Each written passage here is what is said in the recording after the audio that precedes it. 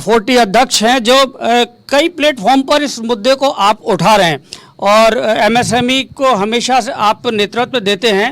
लेकिन अब ये जो मंशा ये कहा है कि शैलेंद्र जी ने भी कहा मंशा गलत नहीं थी सरकार की, लेकिन इम्पैक्ट गलत हो गया। आप इसको और एलोबरेट कीजिए। हाँ, नमस्कार बीके शर्मा जी। सबसे पहले तो मैं आभार व्यक्त करता हूँ चैनल का कि आपने एक अच्छे टॉपिक पे आज चर्चा रखी है।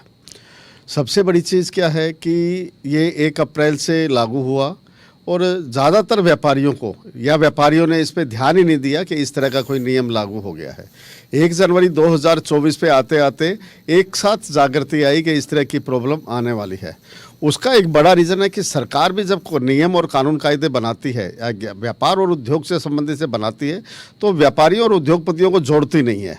मेरा ये कहना है कि सरकार से कोई भी व्यापार उद्योग के बनाए तो सिर्फ ऐसा नहीं कि सेंट्रल की बड़ी ट्रेड और इंडस्ट्री एसोसिएशन से बात करें, स्टेट की एसोसिएशन से भी बात करनी चाहिए और ट्रेड वाइज भी। क्योंकि आज की तारीख में आप समझो कि जो आदमी एक्सपोर्ट कर रहा है, एक्सपोर्ट वाले को छूट है कि उसकी 6 महीने तक पेमेंट आ सकती है और करीब करीब पेमेंट 3 महीने से 6 महीने तक आती है। तो 3 से 6 महीने तक जब उसकी पेमेंट आती है तो वो कैसे पेमेंट उसको 45 डेज तक भी कर सकता है?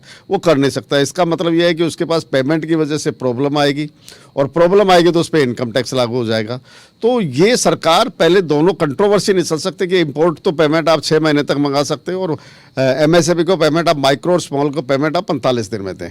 और दूसरी जो सबसे बड़ी समस्या है कि ये जो पहले की भी पेमेंट, मैं तो कहता हूँ अप्रैल के बाद की भी जो पेमेंट है 45 डेज के बाद की दी गई है, वो भी बड़ी समस्या है। बहुत बड़ा फर्क पड़ रहा है कपड़ा व्यापारियों पे। कपड़ा के जो व्यापारियों का जो नियम है वो तकरीबन 3 महीना प्लस से ही ज़्यादा उनकी पेमेंट का नियम है। आप जयपुर की बात करें, जयपुर में जो रफ स्टोन आता है वो 1-1 साल की पेमेंट का नियम है। तो कैसे इसको इन सब चीज़ों से व्यापारी पार पाएगा? बड़ी परेशानी है आने वाले टाइम के लिए। सरकार की मंशा और इच्छा शक्ति एक अच्छी है कि देश की जीडीपी कैसे बढ़े, देश का टैक्सेशन कैसे बढ़े, व्यापारियों को राहत कैसे मिले, व्यापारियों का टर्नओवर कैसे बढ़े, पर कहीं ना कहीं साथ में इसमें थोड़ी कमियां भी है। लेकिन साथ ही इसमें 2 प्रावधान के बारे में शैलेंद्र जी ने बताया कि एक तो 50 करोड़ का जो टर्नओवर है वो इसमें नहीं आते, साथ ही 2 करोड़ से कम का है जिनका टर्नओवर है वो भी 48 AD किससे बचा जा सकता है। तो कुछ ऐसे प्रावधान भी है। तो थोड़ी जागरूकता की कमी रही है सुरेश जी, या फिर सरकार को भी इसे लागू करने से पहले और थोड़ा जागरूक करना चाहिए और इससे बचने के भी उपाय कि इसमें और पेनल्टी जिस तरह शैलेंद्र जी ने कहा कि भारी है बहुत ज़्यादा, 30% सीधा का सीधा आपने उसकी आय में जोड़ दिया। तो ये कुछ समाधान हो सकते हैं अगर इसमें जागरूकता रखी जाए। मेरे हिसाब से सबसे पहला समाधान तो ये होना चाहिए कि इसको 1 साल के लिए पोस्टपोन किया जाना चाहिए।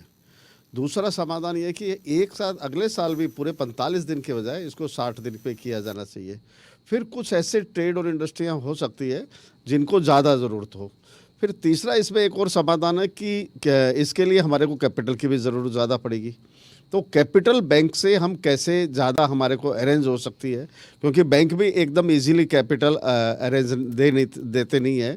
उनको भी देने के लिए आपको प्रॉपर्टी या कोई दूसरी गारंटियाँ वगैरह देनी होती है और वो किसी व्यापारी के पास नहीं हो। तो उसके लिए सरकार की तरफ से कुछ ना कुछ गारंटी, जैसे कोरोना के दौरान गवर्नमेंट ने 20 लाख करोड़ रुपए बाज़ार में दिया था, उसी तरह का कोई एक प्रावधान करना चाहिए ताकि आगे आने वाले टाइम में इन सब का बेनिफिट व्यापारियों को भी मिल सके और व्यापारियों के साथ साथ डेफिनेटली उसका 20-25% हिस्सा सरकार के पास भी आता है डायरेक्ट और इनडायरेक्ट टैक्स के रूप में। तो सरकार को इस तरह का प्रावधान कर देना चाहिए जिससे व्यापारी इस सिस्टम में चल सके और देश की जीडीपी को बढ़ा सके। इसको आपने तो बड़े शब्दों में तारीफ की है सरकार की, किस तरह का कदम रहा और उद्योग और व्यापार को सुरेश जी क्या इम्पैक्ट रहेगा इसका? बहुत सराहनीय कदम है और काफ़ी टाइम से समस्त जनता भी और साथ साथ व्यापार उद्योग भी लगातार डिमांड कर रहे थे कि डीजल और पेट्रोल में रेट कम किया जाए। और हम विधानसभा में देखें तो विधानसभा में बीजेपी सरकार का ये एक वादा भी था कि चुनाव के बाद हम इसमें रेट कम करेंगे और सरकार ने अपना वादा निभाया है। तो हम अपनी बधाई भी देना चाहते हैं माननीय मुख्यमंत्री श्री भजन लाल जी को। और डेफिनेटली जो ट्रांसपोर्ट बिजनेस जो पिछले 6-8 महीनों में काफ़ी चिंताजनक स्थिति में था, उसमें कुछ सुधार होगा। सराउंडिंग एरिया में, राजस्थान के सराउंडिंग एरिया में बहुत सारा डीजल पेट्रोल दूसरे स्टेट से आ रहा था, और बहुत अलग अलग तरीक़ों से आ रहा था, वहाँ आके बिक भी रहा था। तो उस पर एक अंकुश लगेगा। तो मेरा ये सोचना है कि सरकार को जो रेवेन्यू आ रही थी वो कम नहीं होगी, सरकार की रेवेन्यू बढ़ेगी और व्यापार उद्योग को और आम जनता को राहत मिलेगी।